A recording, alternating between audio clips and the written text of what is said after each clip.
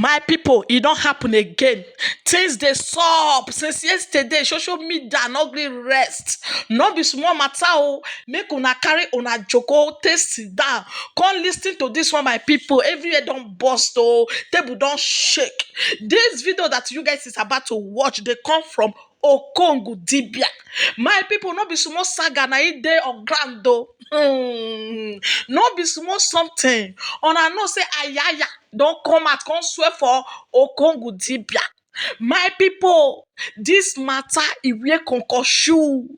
As I dey talk to Nana, na so the matter dey prolong, e no gree finish for grant. My people, I say, what is this? Since yesterday, I just dey use one eye, dey zoom, dey watch wetin come dey happen. My people, may e no come be say na me use my mouth take narrate wetin sup for inside this video. Make una listen to Okongwu side, my people. Make una just regade. Ụfọdụ ndị na-asị na-ebi imu moto. Ọnya ka nji agwa unu ewezi n'iwe. Unu ewezi n'iwe. Na Ayaya gwu iwayo. Ebe a na-egwu ya kwa ụmụnwa. Because ụfọdụ ndị na-asị munye for update ka moto ebi na nke Ayaya si wee ga. Munye for update ka nke moto ebi na nke Ayaya. That day ebute moto, butesia moto. Unu n'anya na that video emepere m ụzọ moto emepe maka moto adịghị mma. Ọmụnwa na-ekwu Okongwu derisi ife dị iche ka ọnụ na-anụ onu. Biko okwu nna Chikwu mma like m na-ekwu ya onye ọbụla na-eshi elu this video ọ dị ezigbote mkpa. Ị na-ege ntị. And mma like ka ike uruo da nge m ntị nụ ife a nna Chikwu maka ọ dị ezigbote mkpa, ọ dị very very important. Because asị nọ mmadụ nwe abụbọ ka ewu na-ata. Ịghọta ọ dịrọ m mma n'obi na mfụsị everything na-ewu online ndị na-complain sị na onye mgba video hope no original person. Ọ pụta ọ welezi ama influence ọ na-eme ndị mmadụ ife ọjọọ. Mgba nkịtị ndị mmadụ bịa na-afọta ya na nso na plan na ndị n'ụdị ka nsi gwa unu before. Dibia na-agba video abụrụ ofu nke o ji abụ ịbụọ bụ ka o ji abụ ịtọ. Ife nji emeri otu a bụ na ife dị na dibia. N'ibu dibia na-alụsọ abụrụ ya bụ dibia ọ na-alụ ya na-akarịkwa ọda asa along. Ịghọta ebulo m n'obi mbata online ka m na-edupu ndị mmadụ Adam egwu wa ya not a scammer ka onu si wee fia kama ana m atara anyị ka nzọ ndị mmadụ ndụ.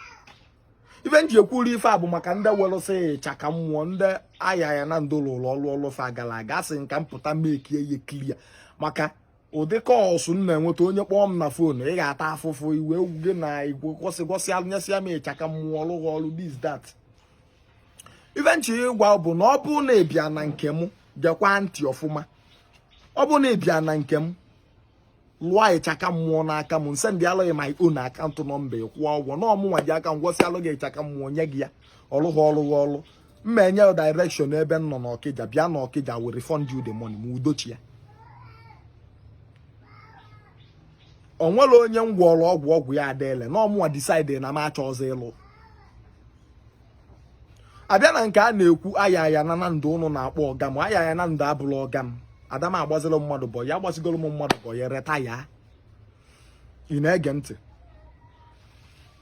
ka unu the first day nje na nke ya ọ bụla m bụ the first media gbaa ya video onye nke the first media abịagwo gbaa ma comedians ma akpọba fafa agbasigbue video mmadụ chatị nsị m jekwuo da man na the man nwere ọgwụ na ọmụ ife ọ na-alụ n'otu a na-agbasi ndị dibia n'akwụkwọ m gbanyekwuo da dibia n'akwụkwọ na ndị ọ ga-enyela aka ka nkụ. That person ignore another person chat kwa m which is a girl m ọfụma far back mụ na ya emekọ gofu emesi agbasa ọkwutekwa maka dị Ayaya njekwa na Facebook nụkwa maka ya nsị mba na onye si otu ebu ya enwelele something ọ na-eme na ọ ya atọ na azị m ọ ya atọ be m mụnwa ga ya otu o si wee mee ife ọ mee that day otu unu si wee believe oye for the first time wele ego nye na ọ na-alụ ọrụ na ọrụ na ọ ya agazi ka mụ nwa sikwa wee believe jee ebe a gbaa ya video. Ị na-ege ntị asọ ndị na-ekele m n'ogwu ụfa wayo na omefa nke a adịlọ m aware of it maka agwago m unu si unu na dibia kwubekwusie before unu eme anything contact me first though na contact kwa m because ịma na ọnwa omume ndị Igbo na-ebe fabia na-eme otu ọ na-ewute m. Ihe eje ka ịzọ mmadụ azụ ọpụzi ebe ị na-azọ mmadụ gbuo onwe gị. Mmadụ ga-akpọ gị na fon si gị na-ekwo dibịa dị otu a dibịa dị otu a dibịa dị otu a. Biko ka o si alụ makwa ka o si alụ. Iwe kọbara ya si ya mba ọlụ anyị na-ekwu dibịa ada arụ ya na onye na-arụ ya eje n'ebe emeni ya. Gị na onye ahụ kwubekwusie eche na gị na mmadụ na-ekwu ya bịa rekọdụ wa ife niile a gị na ya kwu send ya alụ dị dibịa. Gị na dị dibịa bịazie na-ewere ya nwebe okwu. Dibịa bịazie ọsọ na ọ na-abụ mgbabịa vidiyo gbasịa anụ m akọta ya n'azụ why no the person na-agwa ya anụ m agwa ya ka m gwa ya nke bụ eziokwu emesịa o welụ the voice note ngwa ya send ya alụ dị dibịa. Dị dibịa bịa forward alụ the voice note menwezi ọnụ okwu. So onye bịazie jụọ ma asị gị na dibịa nwe ife ọ na-alụ mmụọ ọgụ nabata gị na ya jee and which is na dibịa niile m fụ taa adameje na nke ndị dibịa na-egwu wanyo. Ọ bụrụ na iwu na niile ewe elu m iwe ga-ewezi n'alụ m ama nka m na-esesi ya no the verse for me ọlụ nka m na-alụ and mụnwa na onwe m aya agharụkwanụ mma agharụkwanụ mgbawu ghara ịje ọgụ because ọlụ nka m na-alụ ọlụ mbụ ije review ndị dibịa ịghọta nke dịla ibe ijekwuo dibịa ọgbalụ gị afa ọ gbasịalụ gị afa ijekwa ebe ọzọ agbakwalụ gị agbasịa iwe chekie nwa onye mmụọ gị nabata bifo ọlụ alụghara asị na dibịa na-agbalụ gị afa ị na-agba uche gị ọbụla dibịa si iweta ego because onwe ka ihe esijara nke dibịa gbasịalụ gị afa si na ife ọ ga-eji gwọrọ uwe ofu mkpụrụ ọgwụ bụ 1 million 700,000 iwelu nye because eberivụlọ na onye nwesị 1 million na akaụntụ bụ ụbịam ebe ị nwesị 1 million na akaụntụ amaghịzị m ọgwụ ọzọ ị na-agwọ ka ịkpata ego dị ndị ọrụ ị nwere ike ịsị ndị eji 1 million bụ like ịsụ ụzọ akpọtuolu iti gbuolu nke a melụ amaghị esi na ọrụ uri nne na ọ bụrụ ofu mkpụrụ ọgwụ ibupụta 1 million 500,000 and this thing even mekwa meli na mmadụ ekwezi epik kọlụ ndị mmadụ ọfịa ka arụ bifo mpik kọlụ mmadụ bụ na ị ga-akpọ na fon sị ntọ ịlụ gị alụ gbasakala onye a ntọ isi alụ gị alụ jezia yuzuo datin against me je kọsalụ the person. Many native doctors mmadụ ejesi na nke fata bụ this thing na-ese elụ m na fọ nwere ihe ọzọ mfụzi afọ anụ m ezo ozuzo a na-ezo ekpuchi ihu ma mefe ebe fa nọ gịnị butere ya na nna atara anyị ka m gwa gị okwu ka ọ baala gị ka m ji wee bụla enemi iwere ife ngwa anyị gbalụ the native doctor fụzi ya ma ọ na-afụtazi m asa ajọ mmadụ nwaanyị na nna agwa gị ya ka ọ baala gị. And again dibịa lụọ ọlụ gị ọlụ ọbụla ọlụ agara go there go to his house gwe ọgana ife ọlụlụ agara aga onye ti ife atụzi n'ihe egwu ịrapụ onye tụlụlụ ọlụ ịrapụ ya ị na-akpọ m nwa mgbe ị na-eje ebe ịkpọ m na fon ụfọdụ ndị ya abụfa kpọba mkpọsịa m nsị fa nekwo ka ife si dị fe buru datin je ka ọlụ da dibịa falụgbakwa ọlụ alụsịa ọ gara fa bịa bule m ube m ị na-ebule m ụzọ ịlụ m for what mmegbu onwe m. So unu ewe n'iwe biko nobody is above mistake. Ị na-ege ntị na Ayaya lụrụ ọlụ gara aga n'ogwu iwayo does not mean na ndị dibịa niile na-agba vidio bụ ndị wayo. Aka nwesịkwa dibịa mụ ifefa na ala which is I will still go and visit them. Nje nwa na onwe ebife efofa gị na fakwubekwusie ijekwuo dibịa na-amụ ife ọ na-arụ ọgbasịalụ ya afa they no need to tell you. Imitikwa anụ nwa bụ Okongwu nna onye a ka o si alụ how far how come nekwo sendekwa na alụ voice note kpọọ ma akpọọ because ọ na-abụ nkwubekwusie ụfọdụ rekọdụ ya send ya alụ dị dibịa mụnwa abụrụ ajọ mmadụ agwa gị nekwo nke onye a dị mma ya nekwo nke ọ specialize in the show other ones aka m adị ọkụ ya.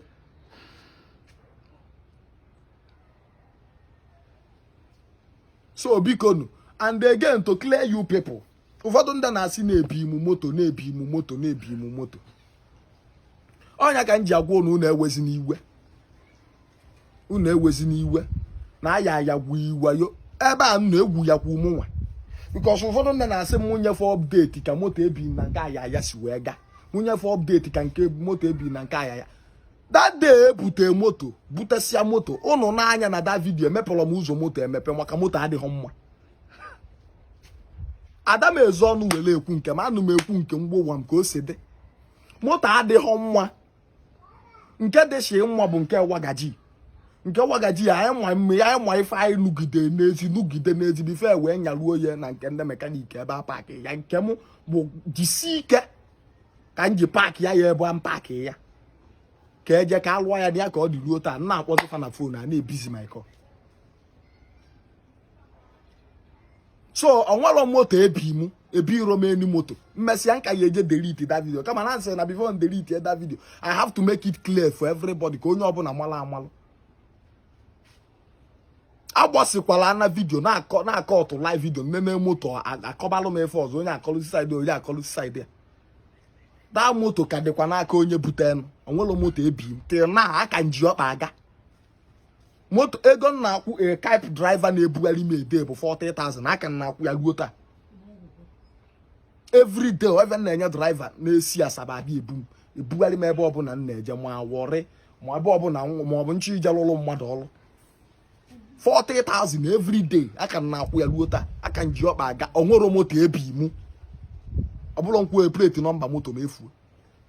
So unu na-egwu unu wa yeso ya kwuwe egwu m weso ya kwu deceive m nwa maka otu unu si believe ka m nwa si believe emesi at last maybe investigation to the extent na ụfọdụ ndị emesi na obiakwu be ma asị mfa bịa ekwubekwusie enweghị m any of the option na abụlo go back that place kọwari osie ike police station dị ndị police fa ka na ọrụ were police jee ebe a ịpụ eme ya arrest simple. Ọ bụrụ ife a na-agbagharị elu okirikiri. So biko nobody is above mistake. Unu taa ma unu ata ọganam because ọ bụrụ my fault. Ọ bụrụ my fault and moreover ọ bụrụ taa ka Ayaya na ndo wube. Amụọ m n'ụba Ayaya ka o si wee mee ife mgbe nka pempe. So otu o si wee wu that time nka believe wo na ọka ya adị ụdị powerful a ruo kịta. Amụlọ na-emesịa na ya akọ aja mbene. So biko nụ ndị Igbo ndị ọma nji eme ọnụ unu ewezi n'iwe na nya bụ ife emekwu unu mee m and ọbọkwọ na-ebi moto kpata nji apụta ekwu o na ọ bụrụ na ọ nwere ndị na-akpọ na phone adrag m I will not come out. N'ọfọ ndị na-ese ndị elu m this message kalensi no I have to come out. Ị na-ege ntị nke a bụrụkwa another thing. Mgba native doctor video gị na dibia kwubo okwu kwusie before you make any move kpọọ na phone ka ọ bụgodu na mee piki lọ nwa be piki maka sometimes Adam enwebe efe azakọ o piki ejụọ ya onye dị otu ọ dịrị ya ọ sị gaba ọ sị ga na ma ọ bụ ụkwa na because kịta ọ da-atụ m egwu ngwasịa gị ka mmadụ dị ihe akọpịa send ya onye afọ gbasara mana ihe mma bụ na mma agwa gị nke bụ eziokwu because dibia niile na-ejekwu dile and enwee nke onye na-alụ nke ọ ya bịa isi m kedu onye ga-alụ ụlụ m ya sị gị yes gaba na ọmụ ife ọ na-alụ ọnwakwa alụ mma atụghịlụ gị. So biko a sị na ọ ga-adịlụ nwoke na mma dịlụ nwaanyị na mma ịghọta asọ ndị na-asị m kwụsị ịgba ndị dibia vidio dịrọ possible. Ihe a bụ ife nsa n'ụwa ebe ụwa ya nọkọtasị m kwụsị ebe m na nsi alụ ọrụ njebe oshi mma kwụsị ịgba ndị na ụka nwee very powerful native doctors n'ọnụnwa na-eklem so fast nwamkpi m ụzọ ọba ife dịka ihe abịagodu m itie m nwa onye isi na pi na-eklem nọ na peji nke isi fu that person sị m nna ka ewe ịgbọ enu ịkpọzie m akpọ mpi ka esi nekwo ka o si adị nekwo ka o si adị ịkpọrọ m je ụfọdụ ka ọ ya abụ fasị m nyefa nọmba dibia nwere nọmba dibia nyefa asị m ma ife ihe meelụ m ndị nwa ya ejikwa aka ise ndị alụ m ife si thank you ịpụ ka ọkwalụ dị dibia na nna ya ego wee nye nọmba ife nji emeelụ all this thing bụ ka ọ dịrị na m ka ọ dịrị na mma because m nwa na-akwụgharị all this thing even na-akwụ my driver every day bụ 40,000 35 ada m eje oshi were alụta ya mma akwụsịdebe ya ebe a nka ya echi ya taa ya gazie unu ruo ka ọrụ ndebe unu gwafa na efe Okongwu.